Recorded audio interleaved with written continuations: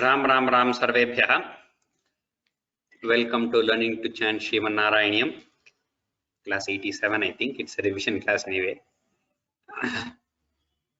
गुरुरेव गतिर्गुरुमेव भजे गुरुणैव सहास्मि नमो गुरवे न गुरोः परमं शिशुरस्मि गुरोः मतिरस्ति गुरौ मम पाहि गुरो श्रीकान्तो मातुलो यस्य जननी सर्वमङ्गला जनकः शङ्करो देवः तं वन्दे कुञ्जराननं पीताम्बरं करविराजितशङ्खचक्रकौबोदकी सरसिजं करुणासमुद्रम् राधा सहायमति सुन्दरमन्दहासं वातालयेशमनिशं हृदि भावयामि. So as discussed previously, we will begin our revision. We will continue our revision from Dashakam 3 today.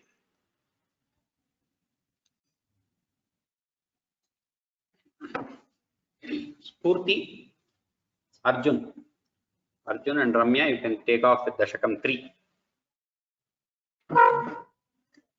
अथ तृतीयं दशकम्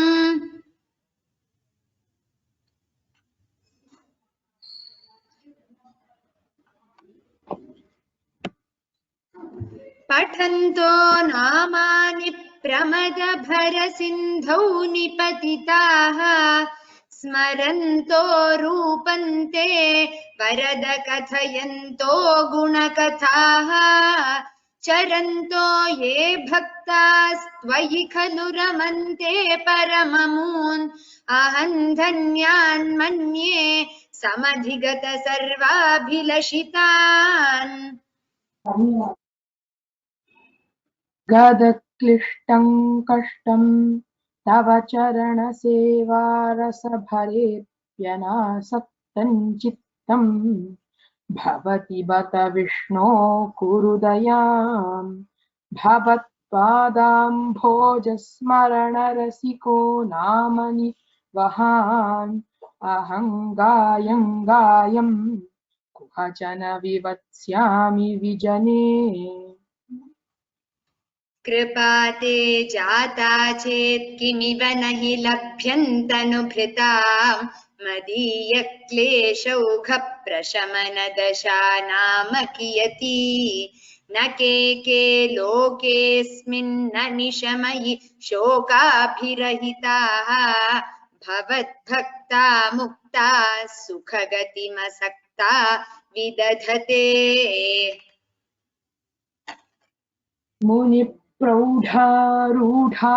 जगति खलु गूढात्मगतयः भवत्पादाम्भोजस्मरणविरुजो नारदमुखाः चरन्तीशस्वैरं सततपरिनिर्भातपरचित् सदानन्दाद्वैतप्रसरपरिमग्नाः किमपरम् भवद्भक्तिस्फीता भवतु मम सैव प्रशमयेत् अशेषक्लेशौघं न खलु हृदि सन्देहकणिका न चेद्व्यासस्योक्तिस्तव च वचनन्नैगमवचः भवेन्मिथ्यारथ्या पुरुषवचनप्रायमखिलम्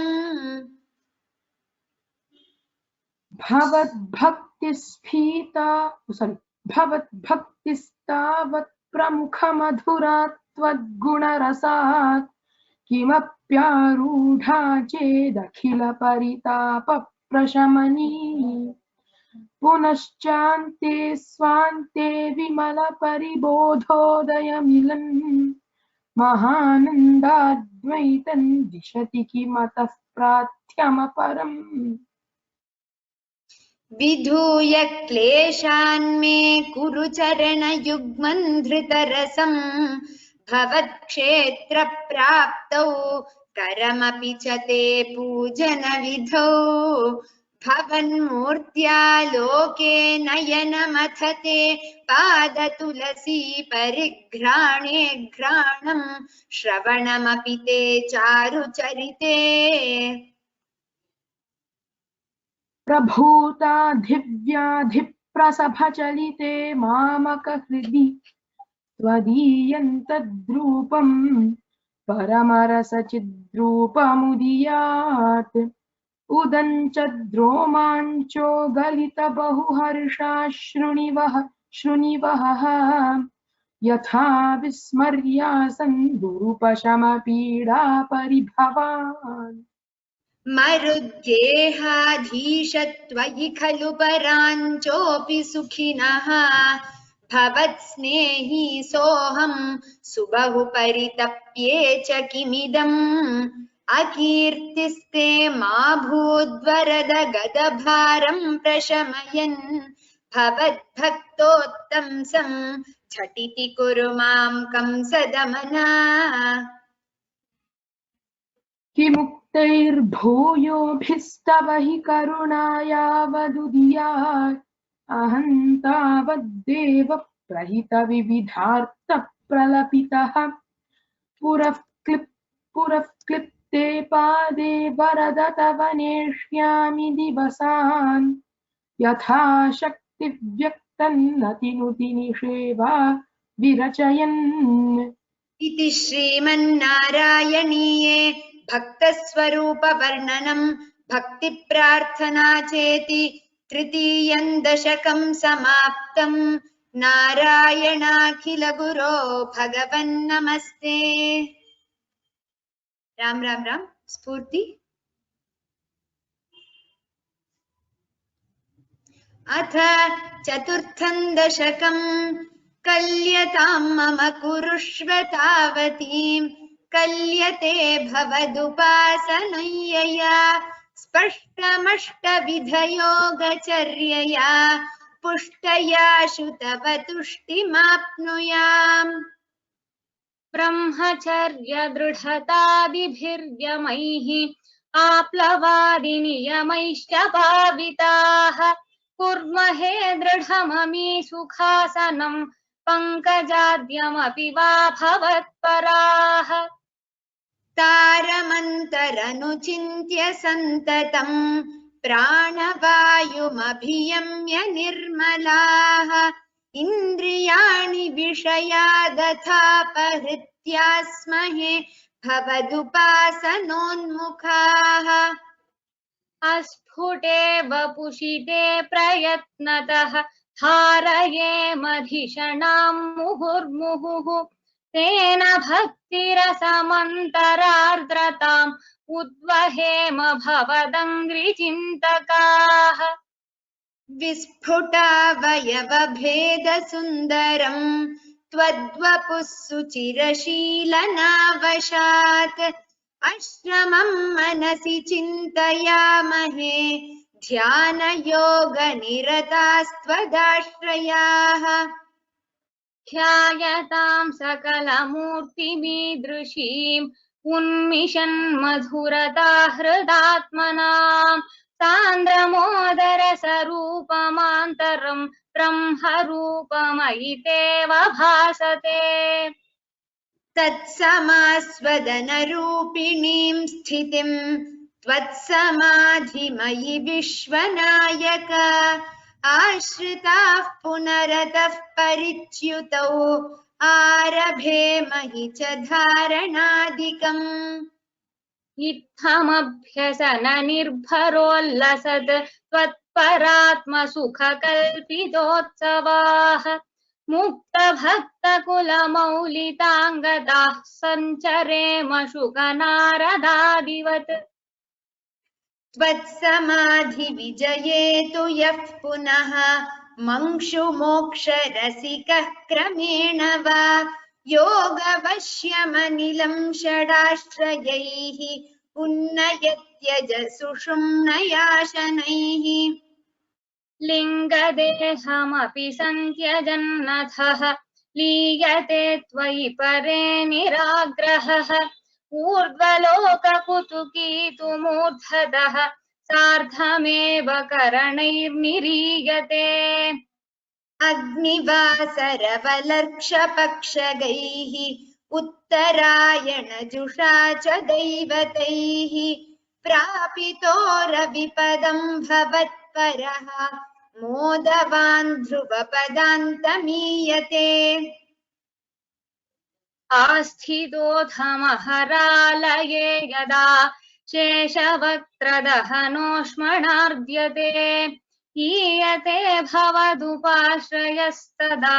वेधसः पदमतः पुरैव वा तत्र वा तव पदेऽथवा वसन् प्राकृतप्रलय एति मुक्तताम् स्वेच्छया खलु पुरा विमुच्यते संविभिद्य जगदण्डमोजसा तस्य च क्षितिपयो महो निलग्यो महत्प्रकृतिसप्तकावृतीः तत्तदात्मकतया विशन् सुखी याति ते पदमनावृतं विभो अर्चिरादिगतिमीदृशीं व्रजन् विच्युतिं न भजते जगत्पते सच्चिदात्मक भवद्गुणोदयान् उच्चरन्तमनिलेश पाहि माम्। इति श्रीमन्नारायणीये वर्णनं योगसिद्धिवर्णनं चेति चतुर्थं दशकं समाप्तम्।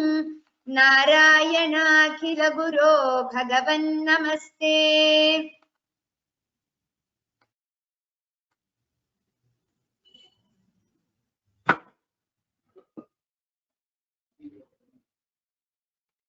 अथ पंचमं दशकम् व्यक्ताव्यक्तमिदं न किञ्चिदभवत् प्राक्प्राकृतप्रक्षये मायायाङ्गुणसाम्यरुद्धविकृतौ त्वय्यागतायाल्लयम् नो मृत्युश्च तदामृतं च समभून्नान्हो न रात्रे स्थितिः तत्रैकस्त्ववशिष्यथाः किल परानन्दप्रकाशात्मना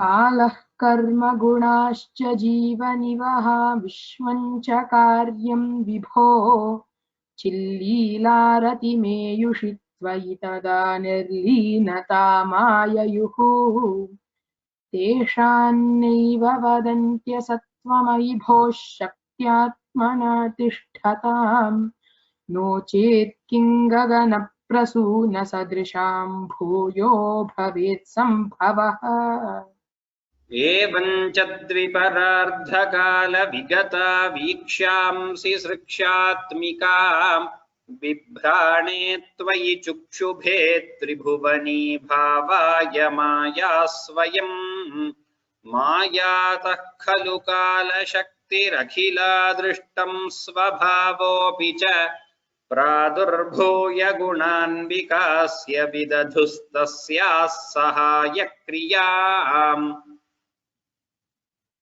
माया सन्निहितो प्रविष्टवपुषा साक्षीति गीतो भवान् भेदैस्तां प्रतिबिम्बतो विविशिवान् जीवोऽपि नैवापरः कालादिप्रतिबोधिताथ भवता सञ्चोदिता च स्वयं माया सा खलु बुद्धितत्त्वमसृजद्योऽसौ महानुच्यते तत्रासौ त्रिगुणात्मकोऽपि च महान् सत्त्वप्रधानः स्वयं जीवेऽस्मिन् खलु निर्विकल्पमहमित्युद्बोधनिष्पादकः चक्रेऽस्मिन् सविकल्पबोधकमहं तत्त्वं महान् खल्वसौ सम्पुष्टं त्रिगुणैस्तमोदिबहुलं विष्णो भवत्प्रेरणात् सोऽहं च त्रिगुणक्रमात् त्रिविधतामासाद्य वैकारिकः भूयस्तैजसतामसाविति भवन्नाद्येन सत्त्वात्मना देवानिन्द्रियमानिनो कृतदिशा वातार्कपाश्यश्विनः पह्नीन्द्राच्युतमित्रकान् विधुविधिः श्रीरुद्रशारीरकान् भूमन्मानसबुद्ध्यहङ्कृतिमिलच्चित्ताख्यवृत्त्यन्वितम् तच्चान्तःकरणं विभो तव बलात् सत्त्वांश एवासृजत् जातस्तैजसतो दशेन्द्रियगणस्तत्तामसांशात् पुनः तन्मात्रन्नभसो मरुत्पुरपते शब्दो जनित्वद्बलात् शब्दाद्व्योमततः ससर्जित विभो स्पर्शन्ततो मारुतम् तस्माद्रूपमतो महोऽथ चरसन्तो यञ्च गन्धं मही एवं माधव पूर्वपूर्वकलनादाद्याद्यधर्मान्वितं भूतग्राममिमं त्वमेव भगवन् प्राकाशयस्तामसात् एते भूतगणस्तथेन्द्रियगणा देवाश्च जाताः पृथक् नोषे कुर्भुवनाण्डनिर्मितिविधौ देवैरमीभिस्तदा त्वन्नानाविधसूक्तिभिर्नुतगुणस्तत्त्वान्यमून्या विशन् चेष्टाशक्तिमुदीर्यतानि घटयन् हैरण्यमण्डं व्यथाः अण्डन्तत्खलु पूर्वसृष्टसलिले तिष्ठत्सहस्रं समाः निर्भिन्दन्न कृथाश्चतुर्दश जगद्रूपं विराडाह्वयम् साहस्रैः करपादमूर्धनिवहैर्निःशेषजीवात्मकः निर्भातोऽसि मरुत्पुराधिपसमान्त्रायस्व सर्वामयात् इति श्रीमन्नारायणीये विराट्पुरुषोत्पत्तिवर्णनं नाम पञ्चमं दशकं समाप्तं। नारायणाखिलगुरो भगवन्नमस्ते।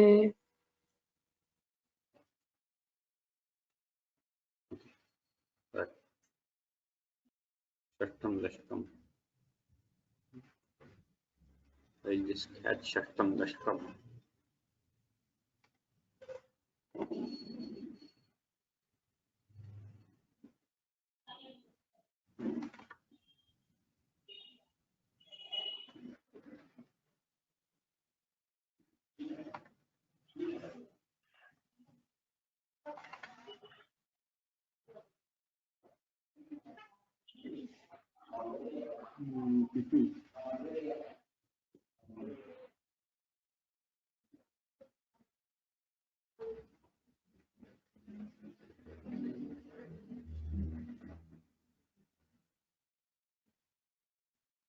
Sorry, षष्ठं दशकं somewhere has gone missing. I will use the Devanagari material itself for षष्ठं दशकम्.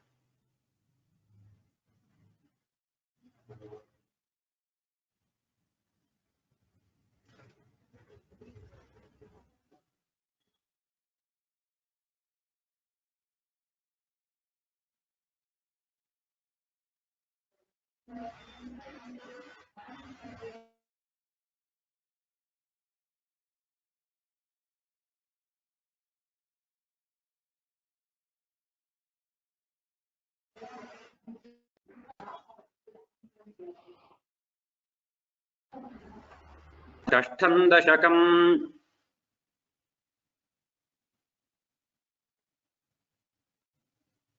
एवं चतुर्दश जगन्मयताङ्गतस्य पातालमीश तव पादतलं वदन्ति पादोर्ध्वदेशमपि देवरसातलन्ते गुल्फद्वयं खलु महातलमद्भुतात्मन् सङ्घे तलातलमथो सुतलं च जानु किञ्चोरुभागयुगलं वितलातले द्वे श्रोणीतलं जघनमम्बरमङ्गनाभिः वक्षश्च शक्रनिलयस्तव चक्रपाणे ग्रीवामहस्तव मुखं च जनस्तपस्तु फालं शिरस्तव समस्तमयस्य सत्यम् एवं जगन्मयतनो जगदाश्रितैरप्यन्यैर्निबद्ध वपुषे भगवन्नमस्ते त्वद्ब्रह्मरन्ध्रपदमीश्वर विश्वकन्द छन्दांसि केशवघनास्तव केशपाशाः उल्लासि चिल्लियुगलं द्रुहिणस्य गेहं पक्ष्माडिरात्रिदिवसौ सविता च नेत्रे निःशेष विश्वरचना च कटाक्षमोक्षः कर्णौ दिशोऽश्वियुगलन्तव नासिके द्वे लोभत्रपे च भगवन्नधरोत्तरोष्ठौ तारागणाश्च दशनाः शमनश्च दंष्ट्रा मायाविलासहसितं श्वसितं समीरः जिह्वाजलं वचनमीश शकुन्तपङ्क्तिः सिद्धादयस्वरगणा मुखरन्ध्रमग्निः देवाभुजास्तनयुगं तव धर्मदेवः पृष्ठं त्वधर्म इह देव मनः सुधांशुः अव्यक्तमेव हृदयाम्बुजमम्बुजाक्ष कुक्षिः समुद्रनिवहा वसनन्तु सन्ध्ये शेफः प्रजापतिरसौ वृषणौ च मित्रः श्रोणीस्थलं मृगगणाः पदयोर्नखास्ते हस्त्युष्ट्रसैन्धवमुखाः गमनन्तु कालः विप्रादिवर्णभवनं वदनाब्जबाहुचारूरुयुग्मचरणं करुणाम्बुधेते संसारचक्रमयि चक्रधरक्रियास्ते वीर्यं महासुरगणोऽस्थिकुलानि शैलाः नाड्यः सरित्समुदयस्तरवश्च रोम जीयादिदं वपुरनिर्वचनीयमीश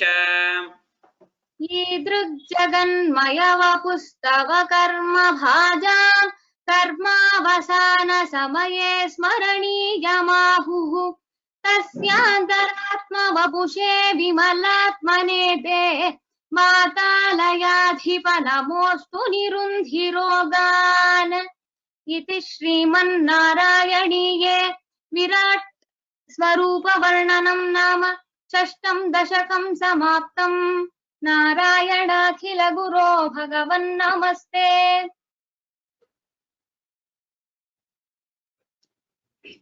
अथ सप्तमं दशकम् एवं देव चतुर्दशात्मक जगद्रूपेण जातः पुनः तस्योर्ध्वं खलु सत्यलोकनिलये जातोऽसि धाता स्वयं यं शंसन्ति हिरण्यगर्भमखिलत्रैलोक्य जीवात्मकम् यो भूत्स्फीतरजो विकार विकसन्नाना सिसृक्षारसः सोऽयं विश्वविसर्गदत्तहृदयः सम्पश्यमानः स्वयं बोधं कल्वनवाप्य विश्वविषयं चिन्ताकुलस्तस्थिवान् तावत्त्वं जगतां पतेतपतपेत्येवं हि वैहास्यसि वाणीमेनमशिश्रवः श्रुतिसुखां कुर्वंस्तपः प्रेरणाम् कोऽसौ मामवदत्पुमानिति जलापूर्णे जगन्मण्डले दिक्षुद्वीक्ष्य किमप्यनीक्षितवता वाक्यार्थमुत्पश्यता दिव्यं वर्षसहस्रमात्ततपसा तेन त्वमाराधितः तस्मै दर्शितवानसि स्वनिलयं वैकुण्ठमेकाद्भुतम्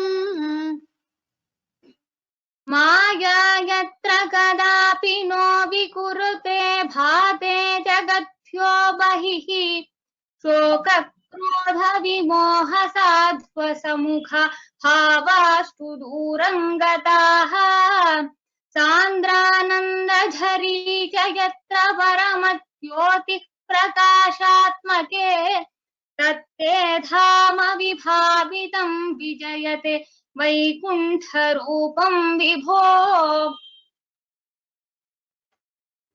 यस्मिन्नाम चतुर्भुजा हरिमणिश्यामा वदातत्विषः नानाभूषणरत्नदीपितदिशो राजद्विमानालयाः भक्तिप्राप्त तथा विधोन्नतपदा दीव्यन्ति दिव्या जनाः तत्ते धाम निरस्त सर्वशमलं वैकुण्ठरूपं जयेत्।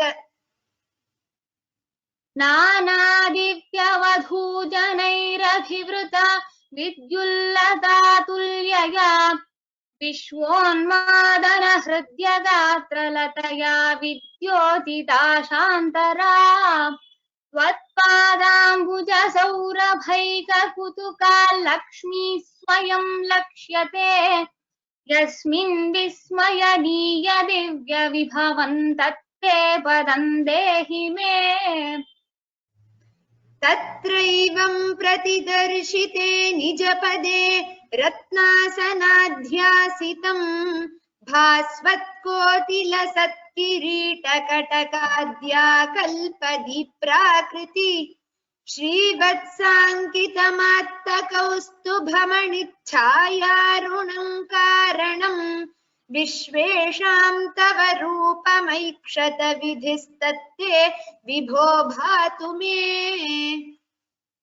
कालाम्भोदकलाय कोमलरुचि चक्रेण चक्रं दिशाम् आवृण्वानमुदारमन्दहसितस्यन्दप्रसन्नाननम् राजत्कम्बुगदारि पङ्कजधर श्रीमद्भुजामण्डलम् द्रष्टुस्तुष्टिकरं वपुस्तव विभो मद्रोगमुद्वासयेत्।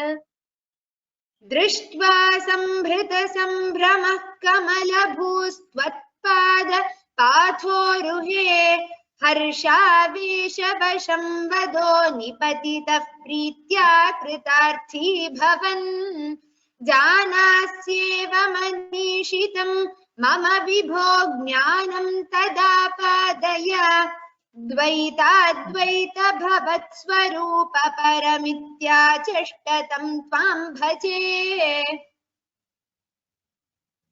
आताम्रे चरणेऽपि नम्रमथतं हस्तेन हस्ते स्पृशन् बोधस्ते भविता न सर्गविधिभिर्बन्धोऽपि सञ्जायते इत्याभाष्य गिरं प्रतोष्य नितरां तच्चित्तगूढस्वयं सृष्टौ तं समुदैरयः स भगवन्नुल्लासयोल्लाघताम्। इति श्रीमन्नारायणीये ब्रह्मणः जन्म तपः तथा वैकुण्ठदर्शनं चेति सप्तमं दशकं समाप्तम्। नारायणाखिल गुरो भगवन्नमस्ते।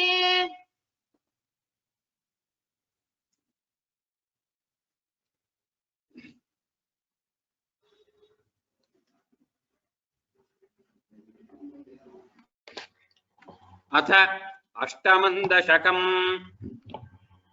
एवं तावत् प्राकृतप्रक्षयान्ते ब्राह्मे कल्पे ह्यादिमे लब्धजन्मा ब्रह्मा भूयस्त्वत्त एवाप्यवेदान् सृष्टिं चक्रे पूर्वकल्पोपमानाम्। सोऽयं चतुर्युगसहस्रमितान्यहानि तावन्मिताश्च रजनीर्बहुशो निनाय निद्रात्यसौ त्वयि निलीय समं स्वसृष्टैः नैमित्तिकप्रलयमाहुरतोऽस्य रात्रिम्। अस्मादृशां पुनरहर्मुखकृत्य तुल्यां सृष्टिं करोत्यनुदिनं स भवत्प्रसादात् प्राग्ब्राह्मकल्पजनुषां च परायुषां तु सुप्तप्रबोधनसमास्ति तदापि सृष्टिः। पञ्चाशदब्दमधुना स्ववयोर्धरूपम् एकं परार्थमतिवृत्य नित्य हि वर्ततेऽसौ तत्रान्त्यरात्रिजनितान् कथयामि भूमन् पश्चाद्दिनावतरणे च भवद्विलासान् दिनावसानेऽथ सरोजयोनिः सुषुप्तिकामस्त्वयि सन्निलिल्ये जगन्ति च त्वज्जठरं समीयुः तदेदमेकार्णवमास विश्वम् तवैव वेशे फणिराजिशेषे जलैकशेषे भुवने स्म शेषे आनन्दसान्द्रानुभवस्वरूपः स्वयोगनिद्रा परिमुद्रितात्मा कालाख्यशक्तिं प्रलयावसाने प्रबोधयेत्यादिशताकिलादौ त्वया प्रसुप्तं परिसुप्तशक्तिव्रजेन तत्राखिलजीवधाम्ना चतुर्युगाणाञ्च सहस्रमेवं त्वयि प्रसुप्ते पुनरद्वितीये कालाख्यशक्तिः प्रथमप्रबुद्धा प्राबोधयत्वां किल विश्वनाथ विबुध्य च त्वं जलगर्भशायिन् विलोक्य लोकानखिलान् प्रलीनान् तेष्वेव सूक्ष्मात्मतया निजान्तस्थितेषु विश्वेषु ददाथ दृष्टिम् ततस्त्वदीयादयिनाभिरन्ध्रात् उदञ्चितं किञ्चन दिव्यपद्मम् निलीननिःशेषपदार्थमाला संक्षेपरूपं मुकुलायमानम् तदेतदम्भोरुहकुड्मलन्ते कलेबरात् तोयपथे प्ररूढम् बहिर्निरीतं परितस्फुरद्भिः स्वधामभिर्ध्वान्तमलन्यकृन्तत् सम्फुल्लपत्रे नितरां विचित्रे तस्मिन् भवद्वीर्यधृते सरोजे सपद्मजन्मा विधिराविरासीत् स्वयं प्रबुद्धाखिलवेदराशिः अस्मिन् परात्मन्ननु पाद्मकल्पे त्वमित्थमुत्थापितपद्मयोनिः अनन्तभूमा मम रोगराशिं निरुन्धि वातालयवास विष्णो इति श्रीमन्नारायणीये प्रलयवर्णनं नाम अष्टमं दशकं समाप्तम् नारायणाखिलगुरो भगवन्नमस्ते। अथ नवमं दशकम् स्थितस्य कमलोद्भवस्तव हि नाभिपङ्केरुहे कुतस्विदिदमम्बुधावुदितमित्यनालोकयन् ददीक्षण कुतूहलात् प्रतिदिशं विवृत्ताननः चतुर्वदन तामगाद्विकसदष्टदृष्ट्यम्बुजाम् महार्णव विघोर्णितं कमलमेव तत्केवलं विलोक्य तदुपाश्रयन् तव तनुं तु नालोकयन् क एष कमलोदरे महति निस्सहायोऽह्यहम् कुतस्विदिदमम्बुजं समजनीति चिन्तामगात् अमुष्य हि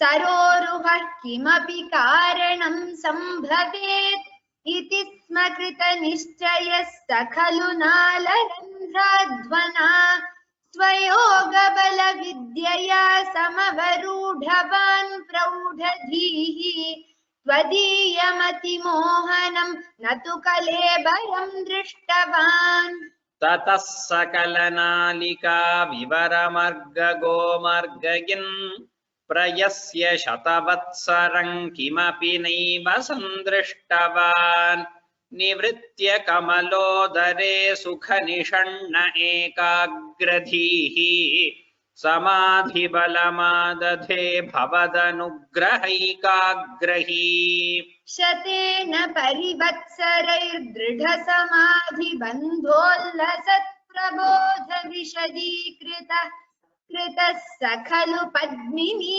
सम्भवः अदृष्टचरमद्भुतं तव हि रूपमन्तर्दृशा व्यचष्ट परितुष्टधीर्भुजगभोगभागाश्रयम् किरीटमकुटोल्लसत्कटकहारकेयूरयुं मणिस्फुरितमेखलं सुपरिवीतपीताम्बरम् कलाय कुसुमप्रभङ्गलतलोल्लसत्कौस्तुभम् वपुस्तदयि भावये कमलजन्मने दर्शितम् श्रुतिप्रकरदर्शित प्रचुर वैभव श्रीपते हरे जय जय प्रभो पदमुपैषि दिष्ट्या दृशोः कुरुष्व धियमाशु मे भवन निर्मितौ कर्मठा भुवन निर्मितौ कर्मठा इति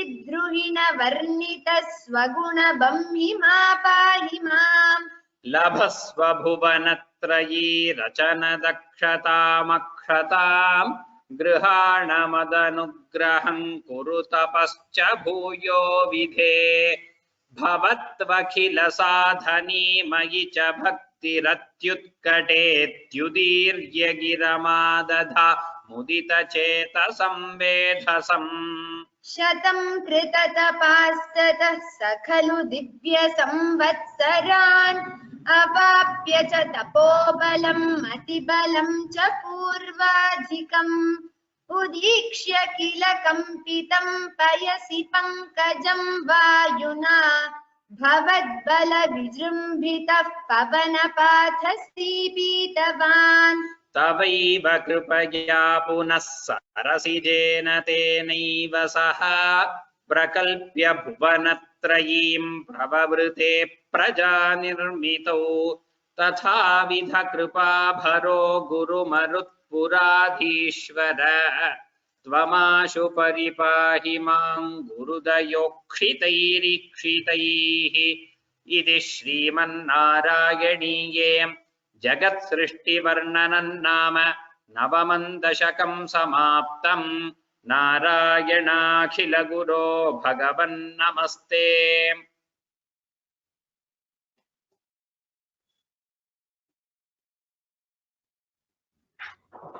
अथ दशमं दशकम्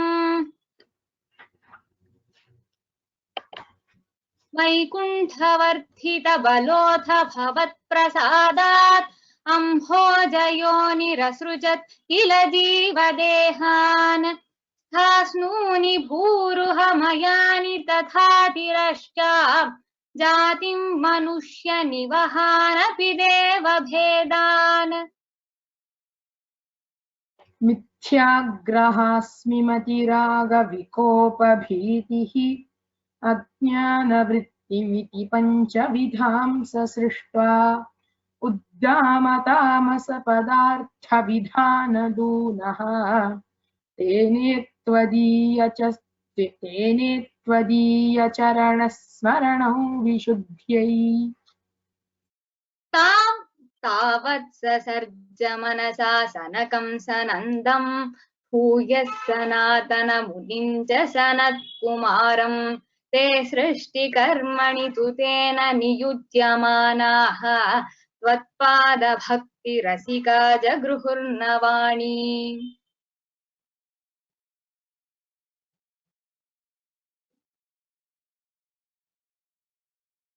One second.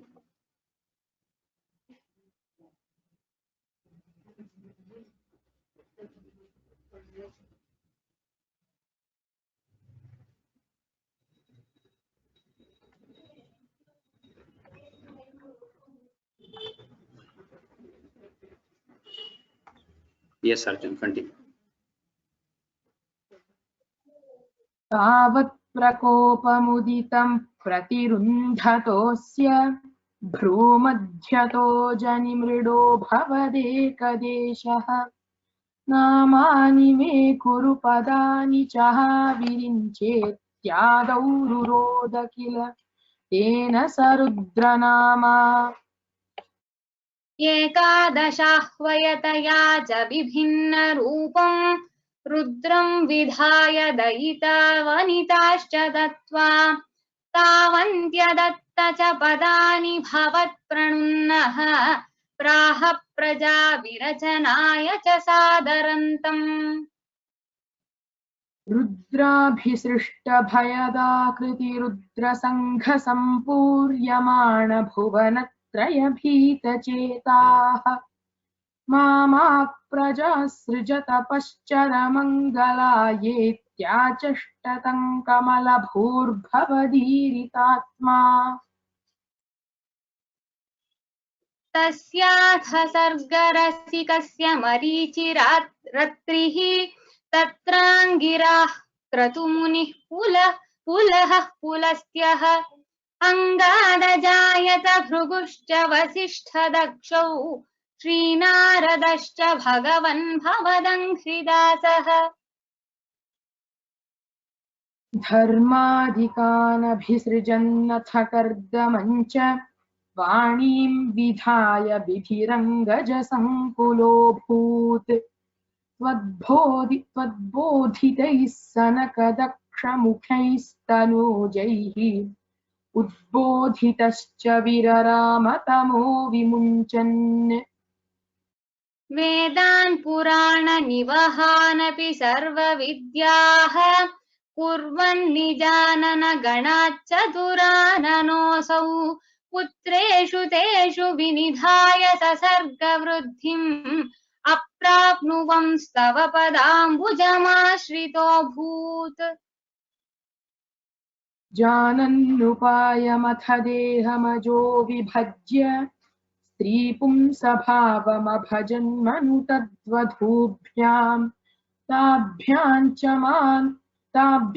च मानुषकुलानि विवर्धयंस्त्वं गोविन्दमारुतपुरेश निरुन्धिरोगान् इति श्रीमन्नारायणीये सृष्टिवैविध्यवर्णनं नाम दशमं दशकं समाप्तम् नारायणाखिलगुरो भगवन्नमस्ते।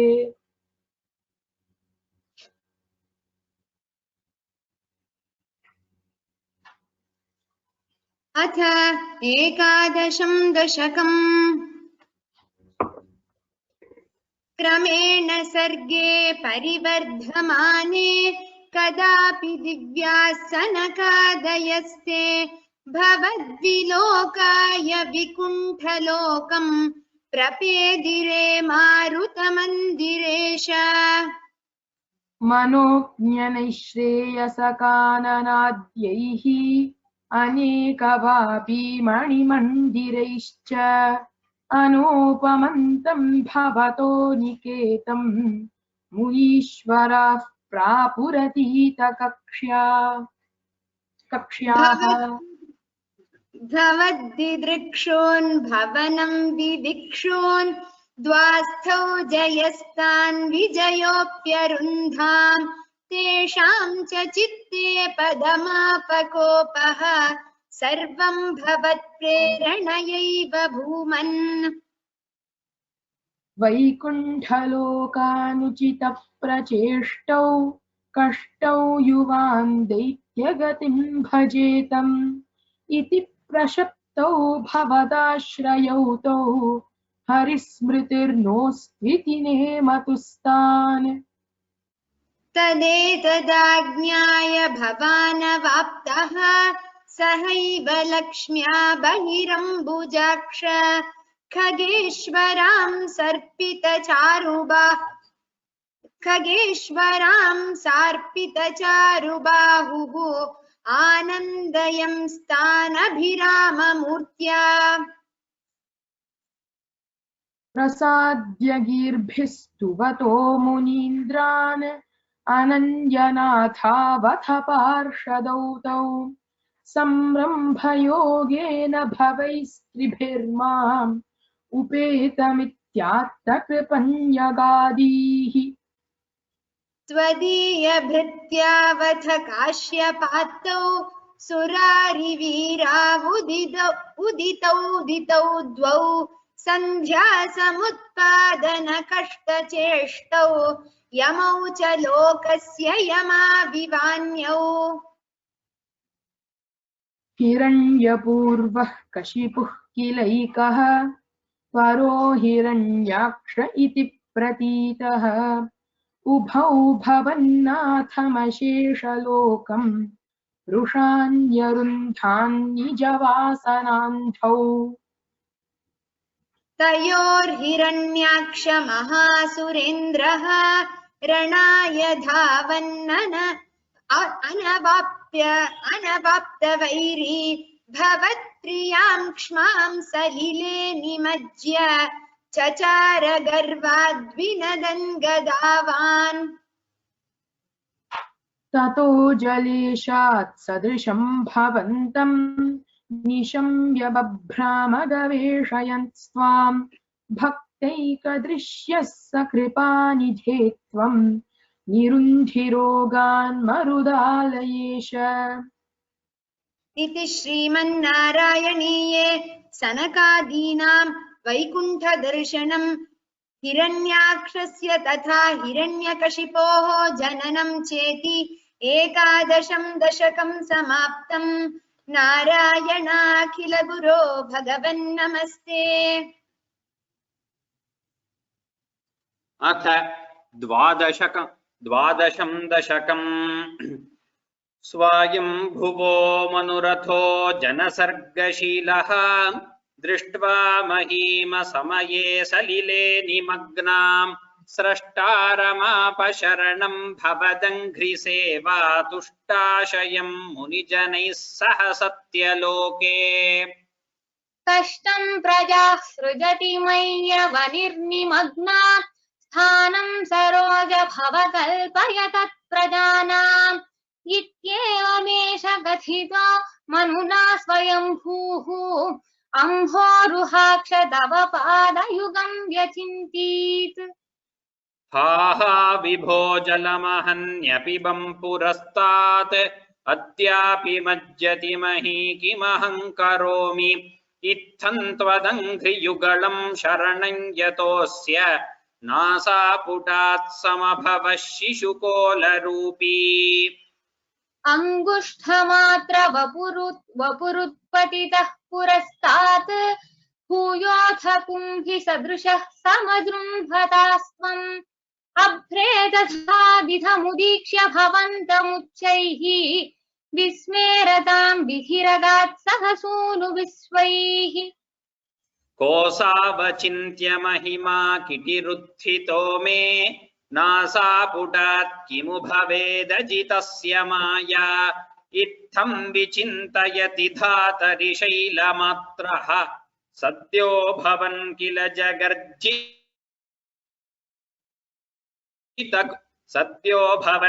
जगर्जित घोरघोरम्। तन्ते निनादमुपकर्ण्य जनस्तवस्थाः सत्यस्थिताश्च मुनयो नुनुवुर्भवन्तम् तत्स्तोत्रहर्षुलमनाः परिणद्य भूयः तोयाशयं विपुलमूर्तिरवादरस्त्वम्।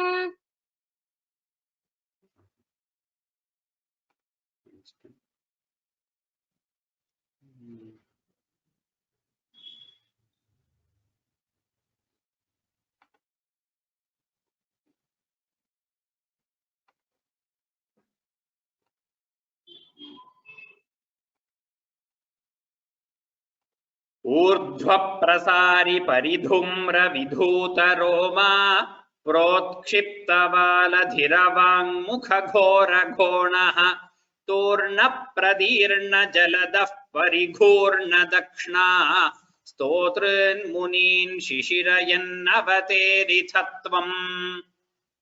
अन्तर्जलं तदनु सङ्कुलनक्रचक्रम् काम्यत्तिमिङ्गलकुलं कलुषोर्मिमालम् आविश्य भीषणरवेण रसातलस्थान् आकम्पयन् वसुमतीमगवेशयस्त्वम्। त्वम् दृष्ट्वाथ दैत्यहतकेन रसातलान्ते सम्वेशितान् झटिति कूटकिटिर्विभो त्वम् आपातुकान् विगणय्य सुरारिखेटान् दंष्ट्राङ्कुरेण वसुधामदधाः सलीलम् अभ्युत्थरन्नथ धरान् दशनाग्गलग्नमुस्ताङ्कुराङ्कित इवाधिकपीवरात्मा उद्धूतघोरसलिलाज्जलधेरुदञ्चन् क्रीडावराह वपुरीश्वर पाहि रोगात् इति श्रीमन्नारायणीये वराहावतारन्नाम 12 दशकम् समाप्तम्। नारायणाखिलगुरो भगवन्नमस्ते। अथ 13 दशकम्। हिरण्याक्षं तावद्वरद भवदन्वेषणपरम् चरन्तं सांवर्ते पयसि निज जङ्घापरिमिते भवद्भक्तो गत्वा कपटपटुधीर्नारदमुनिः शनैरुचे नन्दन् धनुजमपि नन्दं स्तवबलमपि निन्दं स्तवबलम् समायावी विष्णुर्हरति भवदीयाम् वसुमतीम् प्रभो कष्टं किमिदमिति तेनाभिगदितः नदन् क्वासौ क्वासाविति स मुनिना दर्शितपथः भवन्तं सम्प्रापद्धरणिधरमुद्यन्तमुदकात् अहो आरण्योऽयं मृग इति हसन्तं बहुतरैः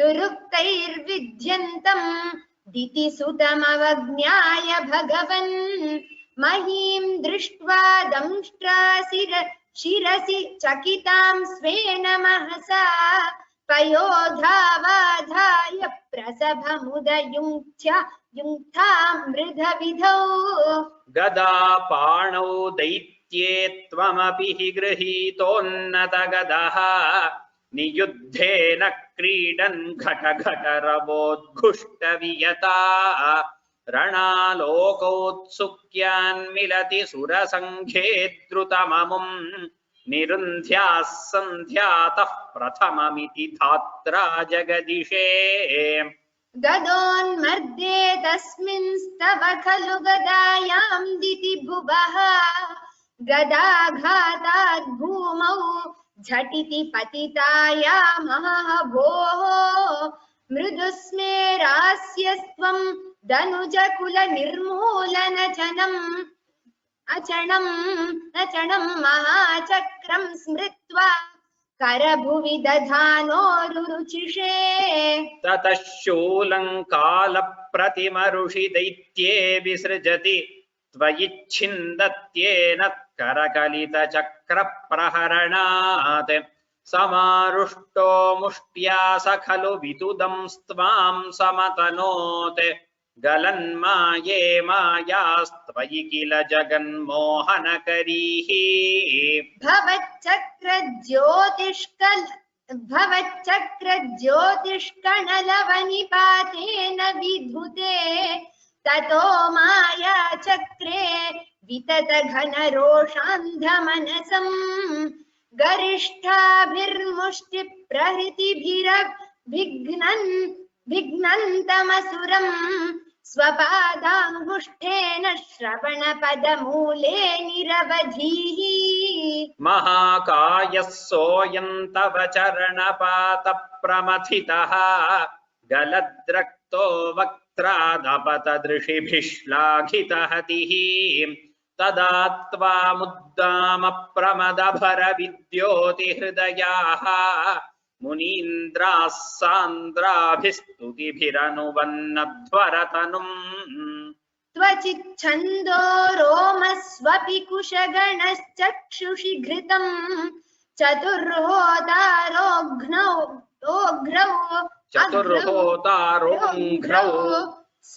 सृगपि वदने चोदर इडा ग्रहा जिह्वायां ते परपुरुषकर्णे च चमसाः विभो सोमो वीर्यं वरदगलदेशेऽप्युपसदः मुनीन्द्रियरित्यादिस्तवनमुखरैर्मोदितमनाः महीयस्या मूर्त्या विमलतरकीर्त्या च विलसन् स्वधिष्ण्यं सम्प्राप्तः सुखरसविहारी मधुरिपो निरुन्ध्यारोगं मे सकलमपि वातालयपते इति श्रीमन्नारायणीये हिरण्याक्षवधन्नाम त्रयोदशं दशकं समाप्तम्।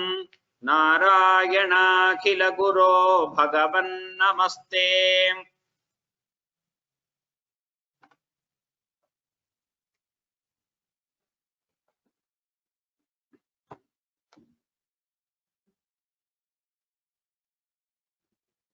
अथ चतुर्दशं दशकम्। समनुस्मृततावकङ्घ्रियुग्मः समनुः पङ्कजसम्भवाङ्गजन्मा निजमन्तरमन्तराय हीनं चरितं ते कथयन् सुखन्निनाय। समये खलु तत्र कर्दमाख्यः द्रुहिणच्छाय भवस्तदीयवाचा हृदसर्गरसो निसर्गरम्यं भगवन् स्वामयुतं समास्तिषेदे। गरुडोपरिकालमेघकम्रं विलसत्केलिसरोजपाणिपद्मं हसितोल्लसिताननं विभो त्वं वपुराविष्कुरुषे स्म कर्दमाय। सुवते पुलकावृताय तस्मै मनुपुत्रीन्दयितां न वापि पुत्रीः कपिलं च सुतं स्वमेव पश्चात् स्वगतिं चाप्यनुगृह्य निर्गतो भूः। समनुष्यतरूपया महिष्ट्या गुणवत्या सुतया च देवहूत्या भवदीरितनारदोपदिष्टः समगात्कर्दममागतिप्रतीक्षम्। मनुनोपहृतां च देवहूतिं तरुणीरत्नमवाप्य कर्दमोऽसौ भवदर्चन निर्वृतोऽपि तस्यां दृढशुश्रूषणया दधौ प्रसादम्। स पुनस्त्वदुपासनप्रभावात् दयिता कामकृते कृते विमाने वनिताकुलसङ्कुलो नवात्मा व्यहरद्देवपथेषु देवहूत्या। शतवर्षमथप्यतीत्य सोऽयं नवकन्याः समवाप्य धन्यरूपाः वनयानसमुद्यतोऽपि कान्ताहितकृत्वज्जननोत्सुको न्यवात्सीत्। निजभर्तृगिरा भवन्निषेवा निरतायामथ देवदेवहूत्यां कपिलस्त्वमजायथा जनानां प्रथयिष्यन् परमात्मतत्त्वविद्याम्। वनमेयुषि कर्दमे प्रसन्ने मतसर्वस्वमुपादिशन् जनन्यै कपिलात्मकवायुमन्दिरेश त्वरितं त्वं परिपाहि मां तदौघात्। इति श्रीमन्नारायणीये कपिलावतारं नाम चतुर्दशतमं दशकं समाप्तम्। नारायणाखिल गुरो भगवन्नमस्ते।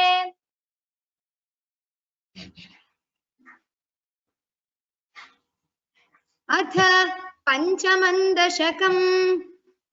पंचदशं दशकम् मतिरिह गुणसक्ता बन्धकृत्तेष्वसक्ता अमृतकृदुपरुन्धे भक्तियोगस्तु शक्तिम् महदनुगमलभ्या भक्तिरेवात्र साध्या कपिलतनुरिति त्वं देवहूत्यैन्यगाधीः।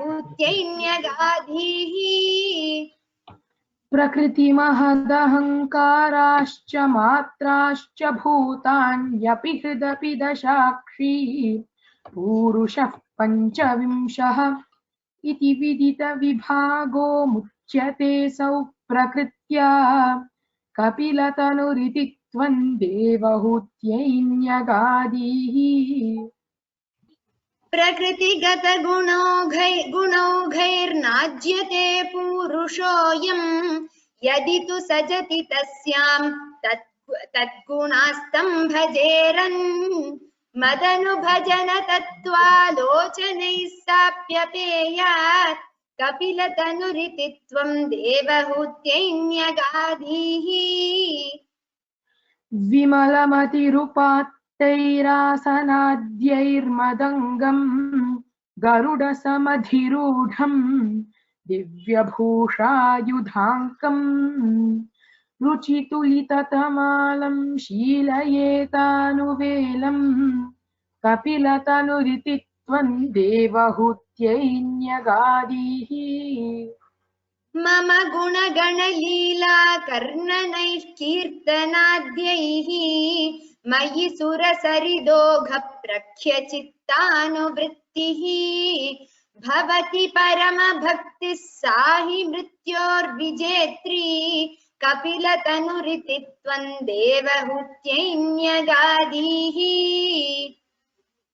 अहह बहुलहिंसा सञ्चितार्थैः कुटुम्बम् प्रतिदिनमनुपुष्णन् स्त्रीजितो बाललाली विशति हि गृहसक्तो यातनां मय्यभक्तः कपिलतनुरिति त्वं देवहूत्यैन्यगादीः युवति जठरखिन्नो जातबोधोऽप्यकाण्डे प्रसवगलितबोधः पीडयोल्लङ्घ्य बाल्यम् पुनरपि बत मुह्यत्येव तारुण्यकाले कपिलतनुरिति त्वं देवहूत्यैन्यगादीः पितृसुरगणयाजी धार्मिको यो गृहस्थः स च निपतति काले दक्षिणाध्वोपगामी मयि निहितमकामं कर्म तूदक्पथार्थम् कपिलतनुरिति त्वं देवहूत्यैन्यगादीः इति सुविदितवेद्यां देवहे देवहूतिं कृतनुतिमनुगृह्य त्वं गतो योगिसङ्घैः विमलमतिरथासो भक्तियोगेन मुक्ता त्वमपि जनहितार्थं वर्तसे प्रागुदीच्याम् परम किमु बहुक्त्या त्वत्पदाम्भोजभक्तिं सकलभयविनेत्रीं सर्वकामोपनेत्रीं वदसि खलु दृढं त्वं तद्विधूयामयान्मे गुरुपवनपुरेश त्वय्युपाधत्स्वभक्तिम् इति श्रीमन्नारायणीये कपिलोपदेशं नाम पञ्चदशतमं दशकं समाप्तं नारायणाखिल गुरो भगवन् नमस्ते.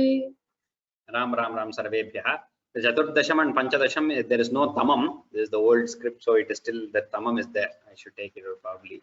But there, it is just Chaturdasham Dashakam Samaptam, Panchadasham Dashakam Samaptam. There is no more to it. So we will stop with the 15th Dashakam today. Anyone who has questions you can ask, but before that I will give you a couple of announcements. So the Parayanam test mail has not been sent out. I will send it out tomorrow. Okay. So the registrations for Parayanam, it is still, the dates are still tentative. Only after the registrations happen and we get the dates from the judges, then we will take. But still, it will be in the week of December 12 to 17. That is the week that we will be having Parayanam tests.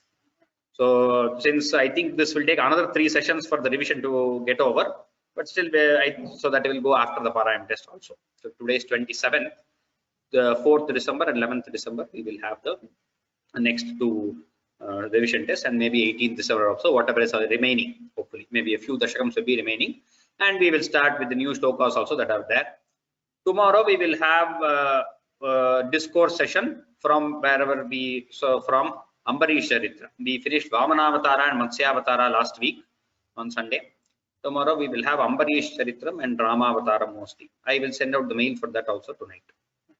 Any other doubts regarding anything else where you can ask? Otherwise, you can lift your hands and then I will call out the names as usual and then we can take some questions. Vatsala Jambunathan, Ram Ram.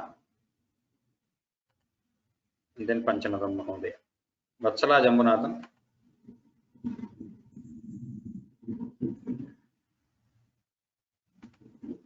Yes, that Tama, this Tama starts from Ekona Vimshati Tamam only. Till there is no Tama. Panchadasham, Dashakam, Shodasham, Saptadasham, that's how it goes. Only the 19th we start Ekona Vimshati Tamam. Vatsala Jambunathan, you can unmute and speak. Or else Panchanadam Mahodaya, you can speak. Namaskar, sir. The script, all the 50 Dashakam scripts are available with all the corrections. And there were some things like that, so that I want to download and get ready for it. Yes, you can download. I think the corrections have been made. The volunteer had made it. Maybe you yourself can check it online. Yeah, I have up to 25 I have. Follow it. No, one good thing you all can do is you can open the script and follow it while the Parayana is going on. Whichever language is comfortable for you, you can follow it. And if at all you find any mistake in any of the languages, then you can just put a mail and I will correct it across the languages. So that is probably, since we are going through the revision, that is a good way to do it. You can open the script and keep it online. And then once, as soon as the corrections are made, then you can download and take a print also. All the 50 Dashakams have been uploaded on the site. Yeah, I definitely can give you up to 45. I have written in pencil. So if there are any mistakes, I will send it. From 26 to 50, I have to check it. So it is available. It's a Microsoft Word document, right? Not a PDF. Yes. So as soon as I tell the corrections in class, the volunteer makes the correction. We just have to say maybe one or two are missed out, then we'll have to. If it is in Word, I can myself correct it, but for my use. But however, if it is PDF, I cannot correct it. So. The starting time hasn't changed. Somebody is asking the starting time has changed. No, it is 8 p.m. IST. It remains at 8 p.m. IST, 8 to 9 IST only. There's no change in timings of class. Are you going to have any session on the Vaikuntha Ekadasi? For Vaikuntha Ekadasi as such from Narayanam class, nothing has been planned. Maybe from Vyoma, we do not know as yet. There might be some plan. The mails will come on. Dhanyavada. Dhanyavada. Venkateshwaran Mahodaya. After that, Usha Bhashyam. Namaskaram, sir. Sir, regarding the speed of recitation, I can follow follow a speed which is comfortable to me, isn't it? It's not that you have to tell fast or where you will commit mistakes. No. Any speed is fine. Whichever speed, mainly for the test, if you are asking Parayana test, yes. Whichever speed you feel, there is no requirement tell fast or slow or anything. Whatever speed suits you, you can tell in that speed. Yes. It's not good to tell very fast or very slow also. As you have 15 that come. You can't say, even if you are very good in the pronunciation, for a test when you are saying, that is not how it should be said. If you are doing Parayana separately and you want to do it fast and complete, that's a different thing. But in a test, there is a medium speed in which you have to say. And you can't say it very slowly also. Letter Mati Deha Guna Saktaha. You can't say that way also. There is some optimal speed. Yeah, those speeds in between anything. Slow, little fast. Dhanyavadas. Dhanyavadas. Usha Bhashyam. Namaskaram, Guruji. Namaskar. For chanting Narayaniyam, on seeing the book and reading, whether we have to register for that also? Yes, for that only the test. So I will clear. Parayana means seeing the book and reading. Memorization means you should not see the book and tell. So memorization, only about 30 people are attending as of now. Parayana test, last time we had about 100 people attended. So anybody can register, whether you have attended first test or not. You want to take both the tests together, you can attend Parayana test, which is seeing the book and reciting. For that, you will be giving the mail tomorrow for registering. Correct. Okay. Thank you. Thank you, Guruji. Thank you, Ram. And again, the test is not compulsory, it is only optional. If you do register and give the test, and if you pass, then you will get a certificate. The certificate will be sent from Vyoma. Jyoti Shanai and then Corona.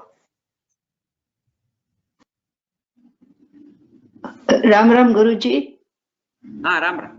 Ram Ram. The Dashakam 14, the first page, can I just have a look because I did not register the first and the third padas, there is a different split.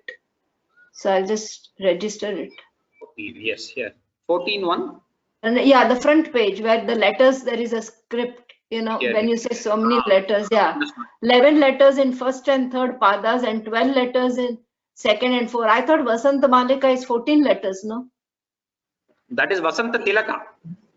Oh, okay, okay. Sorry. Yeah. Okay, 11 and 12. Okay, okay. This is Vasanta Malika. That's it. Yeah, yeah. I confused it. Yeah. Thank you. I'm glad because it was bothering me. I said, oh, I thought it was 14 letters. I was looking into my notebook. Okay. That is the difference. Very Okay. similar. I think it's too early morning here in US. So yeah. Thank you, Guruji, for all your help. Thank you so much. Corona. Namaste, sir. Yeah, Your name. namaste, sir. Yeah, Vijay Lakshmi. My name is Vijay Lakshmi. When this thing changed, I changed the password or something, so it got registered as Corona. Oh yeah, you told me. Yeah. Okay. So That's what I was regarding this. Because this thing, I have not received any mail regarding the Parayanam test registration. That's what I said. I have not sent any mail. Just now you said you'd be sending it. Yeah, okay, okay. Thank you. Yeah, I was having that confusion. I was checking my mail. I didn't find any mail. Also. Okay, sir. Next. Thank you. Thanks a lot. Annie. Ram Ram. And then Makriti after Annie.